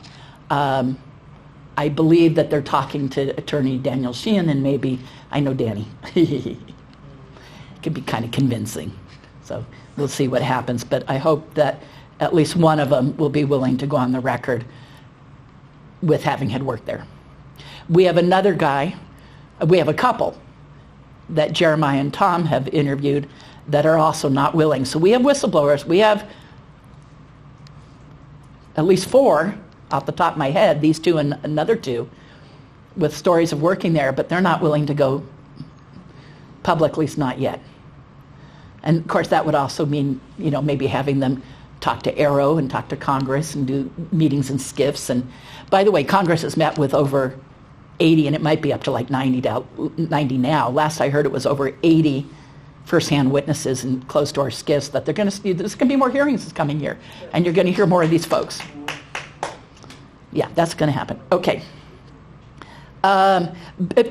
Besides Bradshaw Ranch having a Bigfoot thing, people say that they come to the Bradshaw area through this one pass, but kind of back behind Loy Canyon and between there and Black Mountain and Kasner between them, but that there's a pass back there that the Bigfoot are coming from, so they're actually out in Sycamore. That would make sense given the number of ranches and stuff around the Bradshaw area, but one footprint there I think is taken by Jay from the Bradshaw area, long story short, of a Bigfoot, and then that's the top one though, that's the bottom one. The top picture is Jeremiah, and they were on this hill that's an extinct volcano in the entrance of Sycamore Canyon, and boom, they found a footprint, and it's kind of hard without really blowing it up, but you can see the toes and stuff, and it's so similar to the other one. And you can tell it's clearly much bigger than his feet, and Jeremiah's a tall guy. Secret Mountain backside, the Linda Moulton Howe investigating guide, and that's where this shack is.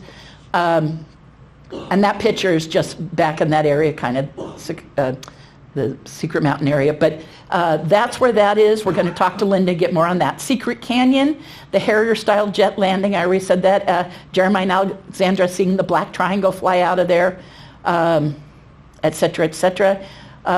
The clients with me seeing the Chinook come out of the area. So again, see, that's what I'm saying. So many of these things are, regarding now, is lining up where these accounts are these different facilities. Or it's one facility, I should say that, with a complex tunnel system. One of the insiders that we've spoken to, or Jeremiah and Tom Dongo have interviewed, says it's over 3 miles in depth, this base. Maybe in 74 they said over 5,000 feet, but it's probably gotten bigger, because now they say it's over 3 miles in depth, and we have tunnel systems going 20 miles this way, 10 miles that way, 20 miles that way. And people seeing in all these places where we think these tunnel entrances are, these convoys of military vehicles, people have been stopped by the guards, in all these places. Behind Government Canyon, we're up on a ridge one night, a very difficult hike that night to get up there, about 1.5 miles uphill. It was kind of the extent of my ability. And we had seen things coming up from the canyon. We were trying to get under them. That night, maybe because we were there or whatever, it was all coming up behind Government Canyon. But these are some images. Now you can see the stars are in focus, so these were things moving to get a line, or maybe they were elongated, but I think they were probably just something popping in, popping out. But the far right picture, what's real interesting here is that's my laser pointer hitting the trees. And by the way, from that ridge to the mountains outside Government Canyon, we're still between at least 5 and probably 7 miles away. And that's my laser pointer. But you guys, there's a laser beam coming up from something that's at least 6 miles away from us. And a giant wide green beam. You guys, that's thick mountain terrain with thick pine forests over there. It's like, what is coming up creating that beam? And then there's one coming up from this side of the mountain. You can see that last picture. And these were coming up from the ground because they would go out and then eventually kind of dissipate. And it's like, what are these big green beams? Like, come this way, this is where you come in? I'm just saying. That's what everyone thinks looking at them. But when we saw those, I turned my laser on just so you get the comparison. Of course, my laser looks zigzaggy because it's hitting trees and stuff, right? Just crazy. Are those time exposures? No, single exposure. Not delayed. No. So if that's movement, those things are popping in, popping out in that amount of time. Single frame. I'll double check with my friend about that, but because as you say that, I'm pretty certain those are single frame. Josh took those. He went with us that night.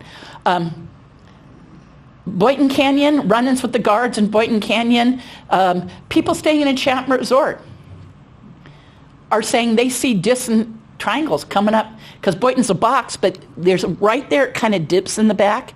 And so when stuff's coming up behind Sycamore, they can see it clear the hill for a sec. And we're getting many accounts of guests and employees and guests out in Enchantment seeing triangles coming up over there, triangles and discs. Long Canyon, a guy was out hiking, stopped with 6 red dots on his chest. Goes, okay, he knew what it meant. Those were laser gun sights. He stops. Guys come out all in black, Kevlar vest, combat boots, gun points saying, what are you doing? He says, I'm hiking. He lives in town. He gets off work and goes over there. And they say, I'm off work, I come hiking. And they said, not today, you don't. Turn around, go back. But he was stopped with 6 gun sight lasers on his chest. I was at Rachel's Knoll taking people on a vortex tour. That's in the entrance to Long Canyon. And we heard military jets come in the distance. They came over Wilson Mountain to our right, dipped down in the canyon right in front of us. And it was 3 F-16s accompanying a disc. 3 F-16s with a disc right in between them. These ladies were very skeptical beforehand. They were new to the whole vortex thing. They were 2 women in about their 30s, young. And we were supposed to go to another vortex location after that. We got back in the car and they said, you're taking us back to the center now, we're done. It was a little bit much for them to handle. I remember the first time I was out at Area 51 seeing military and UFOs at the same time. It's a lot of belief systems that suddenly shift. A, it's real. B, the military knows it's a government cover-up. It defies physics. You know, they were going through all that. I know what that's like. Fay Canyon, 2 women. One was named Barbie. Friends of Jeremiah's. Trying to get them to go on camera. This is the entrance to Fay Canyon. They're hiking. They get stopped by guys all in camouflage, even camouflage paint on their face. They'd already gone all the way back in Box Canyon. We're on their way back to the car, and they get stopped. I'm like, what are you doing here? They said, we're trying to go back to our car. They're stopped at gunpoint, and these guys said, well, go back to your car and don't come back here today. And they go, got it. You know? And one of them, they started to kind of jog faster to get back to their car because let's just say they were completely freaked out. And one of them dropped her cell phone, and she goes, oh my God, I forgot my phone.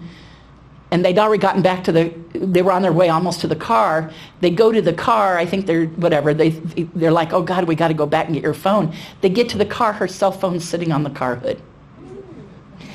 Apparently, because she was freaking out after it happened.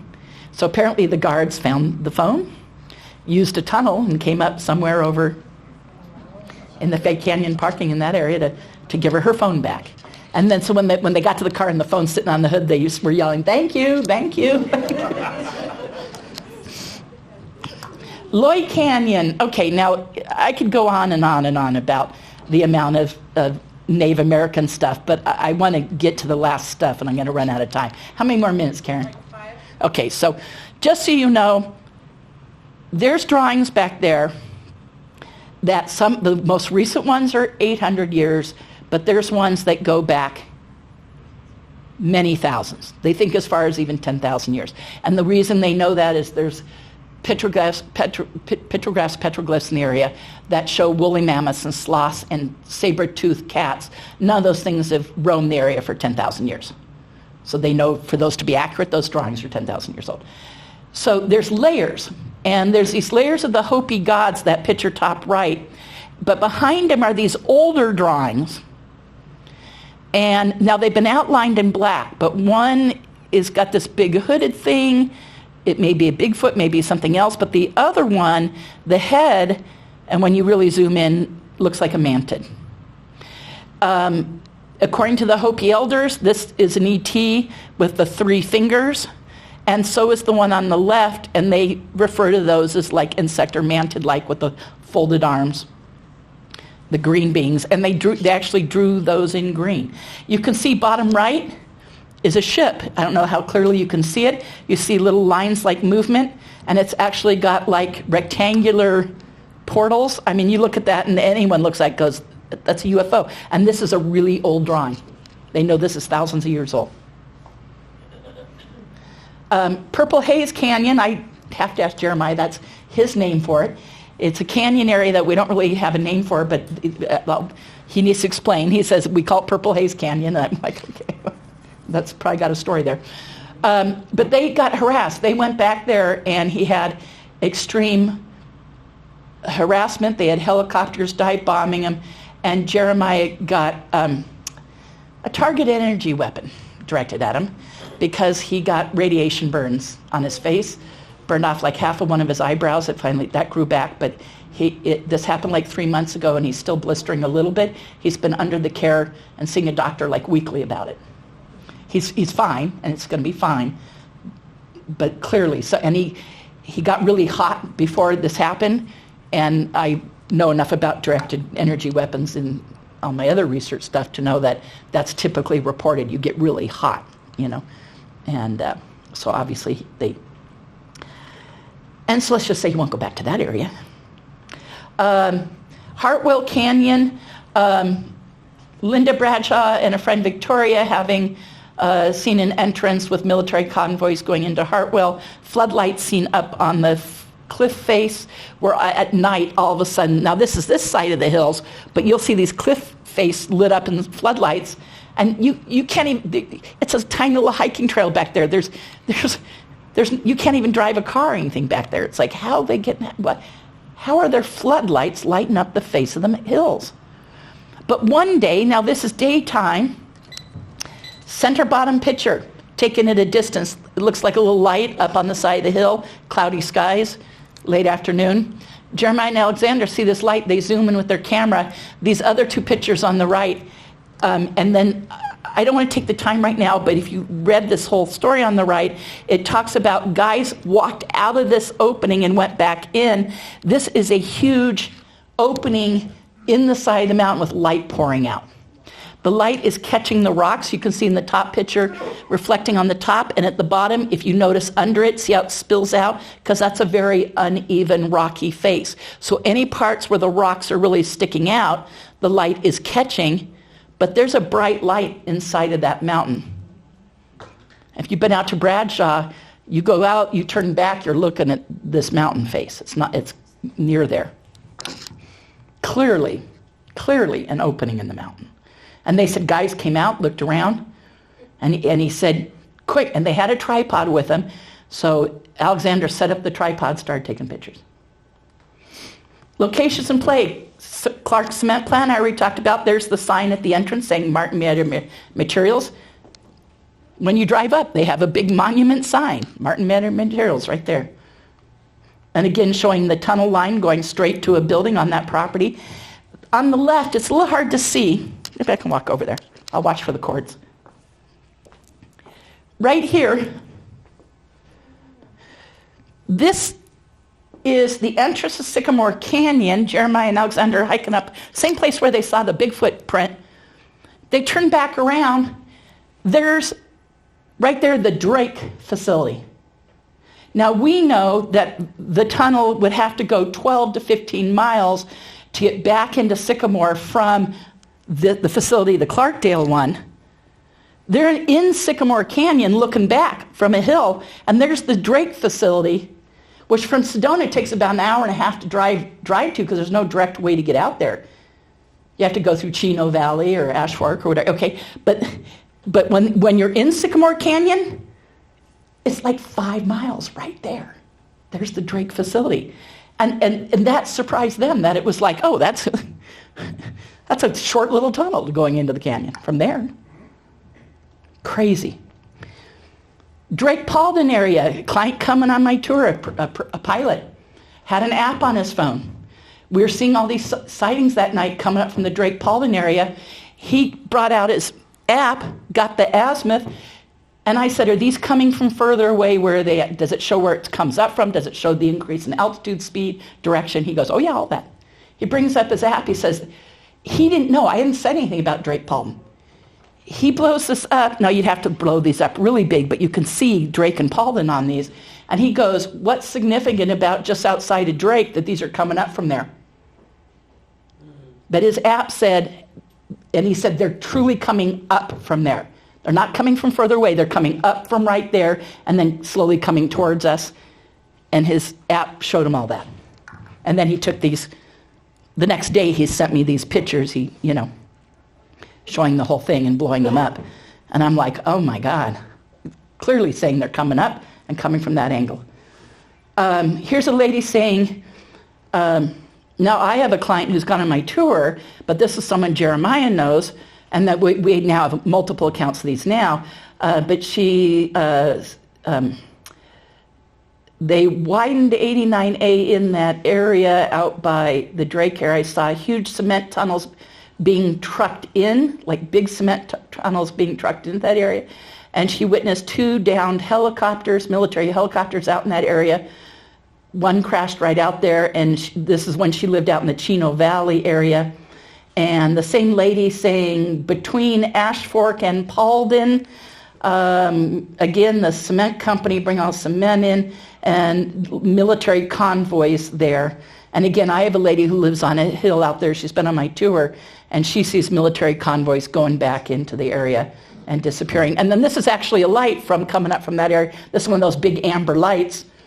We got out on a little bit closer that particular night and saw the amber lights. So that's one of the photos of that.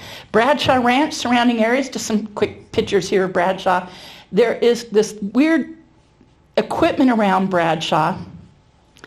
A guy came forward and told me he's part of the growing experiment thing there, but he didn't account for one of the devices that Jeremiah has a friend who's in special forces. This guy took one look at this and said, this is a ground sensing equipment. They know if a mouse is on that property. Wow. And so that's what all this is. This apparently is that equipment that tells them that. And it's got wiring and tubing. These tubes eventually go into here and here. You can tell they go into the ground. So tubing's wiring going into the ground. And this is a motion activated camera right near them. So if you go out there, they know you're there. I don't care. I go out there all the time. Right, Karen? You don't care. Been all over that place. And then these are some of the buildings there. Melinda's client was stopped, confronted at gunpoint out there. Him and a friend were hiking around. They were stopped by guards at gunpoint, and they were followed back up to Bradshaw Hill, and they were followed to make sure they were leaving, get in your car and go. And they were followed all the way out by a big black SUV with tinted windows, but they were stopped at gunpoint. Bradshaw family having that kind of stuff. Back in the day, they're no longer there. It's an abandoned property. It's technically owned by the Forest Service. Jeremiah and Alexander witnessed the black triangle coming right over them, hovering right over them there, coming up behind Kasner. Jocelyn Buckner, some of you know Jocelyn, she's been out at the ranch many times, and at least 3 times saw military out there. She stayed a distance, so she said I didn't interact with them. Sometimes they had a lot of technology and equipment they were lugging, but she said clearly military guys with equipment. But she said what was really weird is all the time she saw them, she said there were no vehicles. So she said they're coming out of one of the tunnels and going back in because there were no vehicles anywhere, but there were the guards out there. Although another time she saw a military convoy go into the, again, she goes, coming down into the property was a convoy of military vehicles. I've been stopped with a friend. I've had 2 MILAB events out there. One of them was with my friend Shelley. We were stopped by guards up on Bradshaw Hill. And then Bigfoot seen out there. Okay, I already discussed all that. I got to move on because I'm going to get to the very last thing. Most of these things I've covered already. Just some more pictures.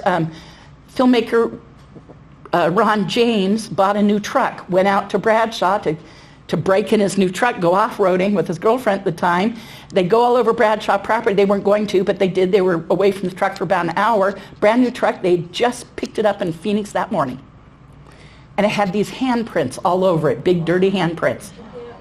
That's just one picture. He has many. That was 2 years later. I'm there with some clients. We go all over the property. We come back. Their car, they drove out there. They had big, they're like oily, this is the top of the door frame. You look at that and you go, that's clearly like a big primate hand. And I have many pictures. I just gave one of each. But that was 2 years later, the handprints all over our car, just like he had. His were more dirty, ours were more oily, but same thing. That's Jim Goodall, for those of you who know, out at Bradshaw Ranch, and there is a little bit of graffiti in there, including some stuff spray painted, like I want to believe, so that's Jim Goodall and the Bradshaw Ranch. Okay. Implications for disclosure. So now I'm down to the last 2 slides. This is good, so I can read through this really quick, okay? I actually did it in the time. Woo, woo, woo. I didn't know if I could, you guys. Okay. Implications for disclosure.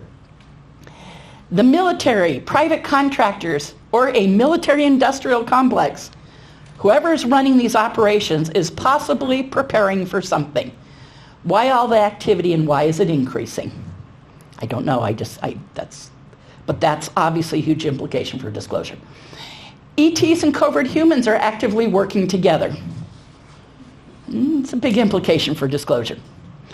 Very large amounts of money would have to be allocated ongoing to the building of these facilities, the activities there, without congressional oversight, or some members of Congress know and are complicit in maintaining the cover-up. It's both. It could very well be we're witnessing preparation for something, but if that something is a giant ship or multiple ships coming, John, there's someone in the audience that could address that. Suddenly, all this crazy stuff that we're seeing every night would then make sense. The implications are absolutely staggering. I mean, it's just what we're witnessing, and what we're witnessing going at the base. It's like, what's going on? What are they preparing for? And the implications, like I said, for disclosure are staggering. The people involved, I skipped one. Training exercises, likely going on with advanced military forces interacting with NHI crafts, non-human intelligence craft, non-human intelligence technology, and the non-human intelligence beings. The people involved with these locations are demonstrating advanced psi abilities like psionics and remote viewing. They've tested abductees being taken there. They're obviously looking for people who are naturally skilled. And they have likely developed advanced PK to fly or navigate the craft. No doubt. The sheer size and scope of activity at this location serves as a case study for the existence of many of these facilities. All this evidence for one such base means likely there are more. Again, no doubt. Obviously, huge implications for disclosure.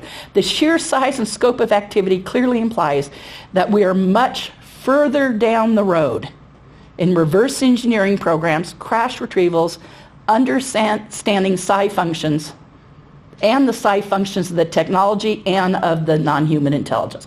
Much further down the road than anybody dreams, right?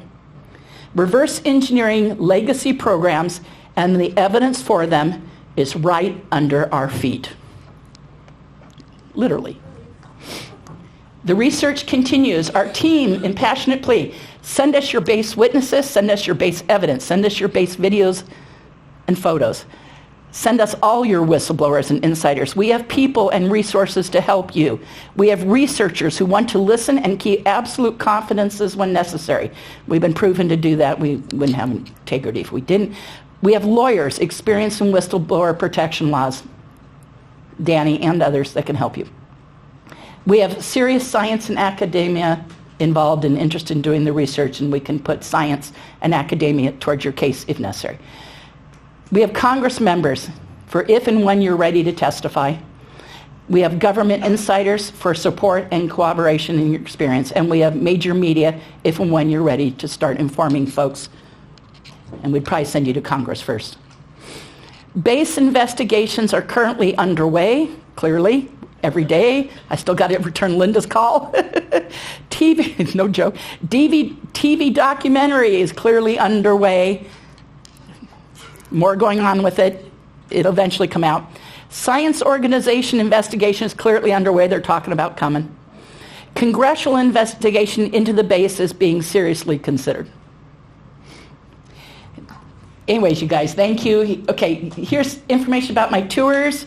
You can take a picture of this if you want to. I'm in the documentaries Accidental Truth and Extraordinary Deceiving, and there's new Accidental Truth that's coming out, so I'm going to be in that one too. Ron's already had me on camera, I assume, unless I get it edited out. But he did interview me on camera. Upcoming events. The major TV network documentary, no air date, but soon. Follow me on X. That's where I'll put announcements, if you follow me on X. Mufon Tucson, but that was for last weekend, and here I am. Ta-da! And then Contact in the Desert Conference. There we go. And so that was my upcoming events. And one last slide. Hopefully not an upcoming event.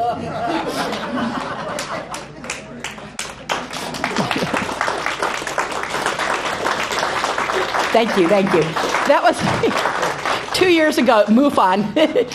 MUFON Symposium. There's this coffee company, and they have these guys dressed up, and you know, to take your picture with this coffee company. And anyways, yeah, hopefully not an upcoming event.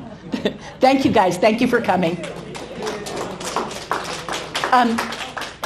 How soon do we have to get out?